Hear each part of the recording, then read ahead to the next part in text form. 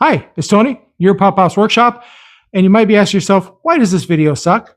Well, if you look at the thumbnail, it sucks because we're talking about dust collection. We're specifically talking about what we use in our shop and a new product that we just got in thanks to a gift from a subscriber. Thank you, Chris. Very nice of you. We'll talk about that in a little bit, but we're going to talk about shop vacs, dust extractors, and dust collectors in this video. So let's get right to the video.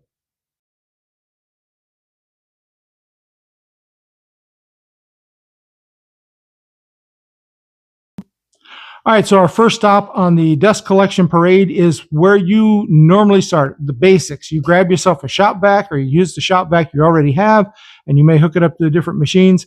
It's not optimal for big machines. A shop vac is high speed, a lot of wind speed, but low volume because the hose is kind of small. So for instance, underneath here, I have my old Bauer shop vac that I've had forever. Still works great. I've got hooked up to a dust topper so I can get the bulk of the material in here. And this is for my miter saw station. Before, we used to have a rainbow layer of sawdust back there because there was nothing. It would just dump all the sawdust back there. And now we're at least collecting, I would say, 85–90% of the dust that this saw generates. Because let's face it, miter saws are one of the toughest things to collect dust on. So that's where you start. Now, we're going to do a little noise comparison on these different machines. So if you're sensitive to noise, be aware, this is going to get real loud real quick. So hang on for a second. We'll turn it on.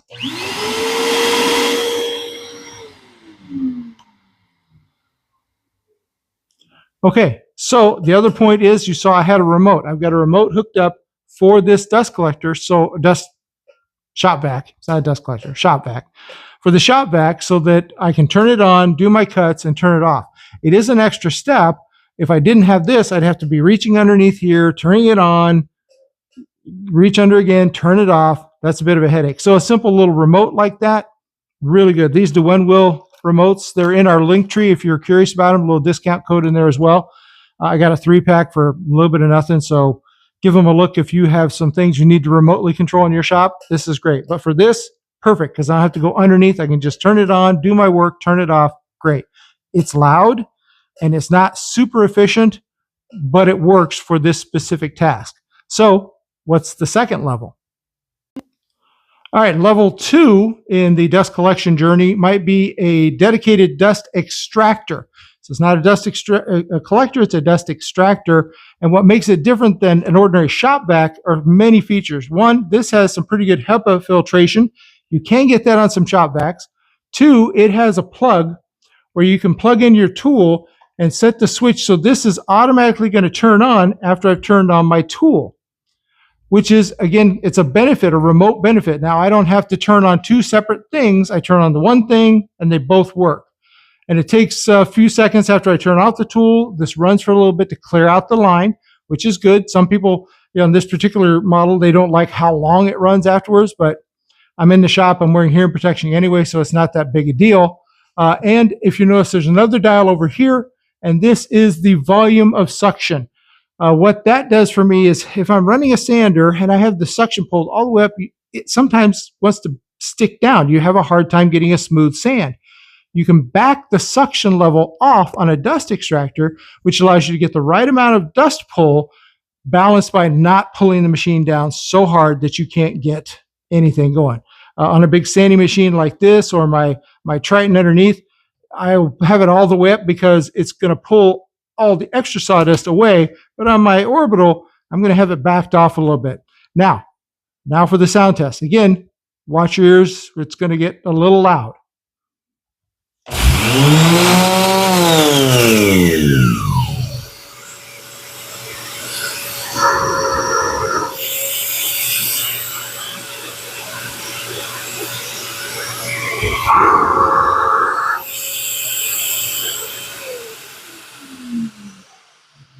So it takes a little bit, but you also heard the pulsing. If you notice the little red dot, that is the automatic clean feature. There's 2 HEPA filters in here besides the bag. So what's happening is that's pulsing, it's kind of pulsing the air back through the HEPA filter to knock the dust off, to keep the filters as clear as possible, It's giving me as much suction as possible, less frequently where I have to take the filters out and clean them. But it's easy to replace. They're easy to do. It's got a good sturdy bag in it. This is the next level of dust collection in your shop, and this will handle all my sanding machines. So I have my Flex Exhaust hose. They have a dust hose for this, but the port is a little bit small for what I need in my shop. I could always change the end out on that, but I already have my Flex Exhaust, and it plugs right in there, and it is good, sturdy. It takes a little bit to get it out. So that's going to work just fine. So level 2, dust extractor. All right, final level, final boss, dust collectors. Now this is different from the other two in that it is high volume, low airspeed. So when you're dealing with things like planers, table saws, big chip producers, even sometimes CNCs, a dust collector is the way you want to go, because again, you can go 4-inch piping, some of them go 5 or 6. That's really going to pull a lot of material, high volume, but at lower speeds, which is all you really need to collect those chips. They're not fine dust where you'd need that speed that you get from a dust extractor and a shop vac. So that's where we're going to go next. And you see, I have a cyclone filtration. This is to separate all the big chips because I don't want to keep having to go out and empty a bag on a dust collector a lot. So I've got that pipe through the wall. Again, the collector is going to be louder. So I have the noise out in the garage, not in the shop. So that saves me a little bit there. So give us a second. We'll pause the video. We'll go out to look at the dust collector, and we'll give you a sound test on that as well. Okay, so this is our single stage Wen dust collector. It's just got a bag. There's no extra filter, which is another reason why I have the cyclone separator on there to not overwhelm this bag. The downside is I don't have an extra filter up here that could filter out more of the fine dust. Again, the benefit of it being in the garage and not in the shop is I've eliminated a lot of the fine dust going into the shop. One of the downsides is it can pull some of my cool air and warm air, depending on the season, out of the shop as I'm running it, so I don't just leave it running unnecessarily. Use it as I need to use it and then turn it off. Again, that's where the dust extractor is going to be a benefit to us in the smaller fine dust areas with the HEPA filter. So we're going to turn this on, again, sound warning.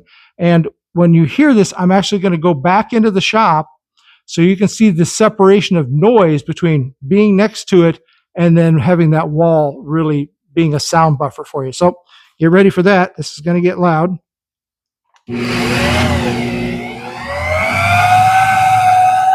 All right.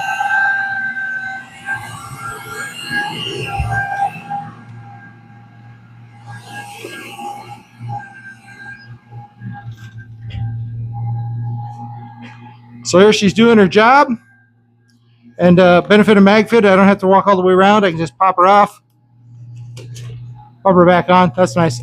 Nice feature to have, MagFit, good way. So you can hear how much less noise is generated there. Still a little noisy, but not bad. So that's stage 3, dust collectors. All right, so now you know why this video sucks. It's a good way. So those are the 3 stages. You start off with the shop vac, graduate to the dust extractor, and then a dust collector. Now you can do a lot of things with the shop vac. You can do a lot of things with the dust extractor. And then there are very specific things that you can do with the dust collector very well. So look at your shop, know what you do most of the time, and make sure you've got adequate dust collection in one of those 3 ways to protect yourself, to keep everything from becoming a fire hazard, big piles up. And who wants to spend a lot of time sweeping in the shop when something like this, I can throw a wand on it and I can vacuum up my shop easily. 12-foot hose on there, plenty of cable. I think this is at least a 12-foot power cord on this, maybe 16. I have to measure it. Could be 15. We haven't measured it. Don't know all the specs yet. Again, this was a gift from Chris. Thank you, Chris, very much for your generous gift. This is going to get a good amount of use here in the shop, especially when I'm sanding, which is where I really need it. So those are the levels. Think about what you need in your shop. And as always, remember, you can do this.